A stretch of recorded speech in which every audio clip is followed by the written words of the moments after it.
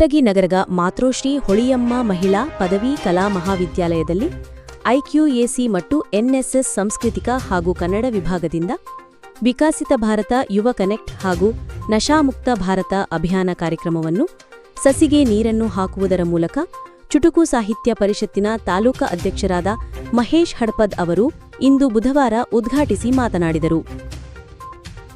ವ್ಯಸನವು ವ್ಯಕ್ತಿಯ ಮನಸ್ಸಿನ ಮೇಲೆ ಪರಿಣಾಮ ಬೀರುತ್ತದೆ ಮತ್ತು ಅದು ವ್ಯಕ್ತಿಯ ಆಲೋಚನೆಗಳು, ಭಾವನೆಗಳು ಮತ್ತು ನಡವಳಿಕೆಗಳನ್ನು ಬದಲಾಯಿಸುತ್ತದೆ. ಇಂದಿನ ಯುವಕರು ಸದೃಢವಾದ ದೇಹದಲ್ಲಿ ಸದೃಢವಾದ ಮನಸ್ಸನ್ನು ಹೊಂದಿರಬೇಕು. ಸಂಕುಚಿತ ಮನೋಭಾವ ಹೊಂದಿರುವ ಯುವಕರು ನಶೆಯಿಂದ ಮುಕ್ತರಾದಾಗ ಮಾತ್ರ ಭಾರತದ ಅಭಿವೃದ್ಧಿ ಸಾಧ್ಯವಾಗುತ್ತದೆ.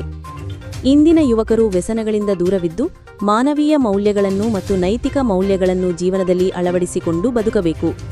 ಜೀವನವನ್ನು ಕೊಲ್ಲುವ ಮಾದಕ ವಸ್ತುಗಳು ಅಪಾಯಕಾರಿಗಳಾಗಿವೆ.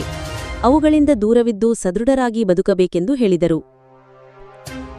ಕಾರ್ಯಕ್ರಮದ ಅಧ್ಯಕ್ಷತೆಯನ್ನು ವಹಿಸಿಕೊಂಡಿದ್ದ ಹನುಮಂತಪ್ಪ ಚೌಡಿಕಿ ಮಾತನಾಡಿ, ಇಂದಿನ ಯುವಕರು ದುಶ್ಚಟಗಳ ದಾಸರಾಗದೆ ಉತ್ತಮ ಬದುಕನ್ನು ನಿರ್ವಹಣೆ ಮಾಡಲು ಬೇಕಾದ ಮೌಲ್ಯಗಳನ್ನು ಬದುಕಿನಲ್ಲಿ ಅಳವಡಿಸಿಕೊಳ್ಳಬೇಕೆಂದು ಹೇಳಿದರು. ಕಾರ್ಯಕ್ರಮದ ಪ್ರಾಸ್ತಾವಿಕ ನುಡಿಗಳನ್ನು ಮಹಾವಿದ್ಯಾಲಯದ ಪ್ರಾಂಶುಪಾಲರಾದ ತಿಪ್ಪಣ್ಣ ಬಿಜಕಲ್ ಮಾತನಾಡಿ, ಈ ದೇಶದ ಶಕ್ತಿ ಯುವಕರು. ಭಾರತ ಸರಿಸುಮಾರು 80ರಷ್ಟು ಯುವಕರನ್ನು ಹೊಂದಿರುವ ದೇಶವಾಗಿದ್ದು, ಇಂದಿನ ದಿನಮಾನಗಳಲ್ಲಿ ಯುವಜನತೆ ಎಚ್ಚೆತ್ತುಕೊಂಡು ವ್ಯಸನಗಳಿಂದ ಮುಕ್ತರಾಗಬೇಕು ಮತ್ತು ಜಾಗೃತಿ ವಹಿಸಬೇಕೆಂದು ಹೇಳಿದರು.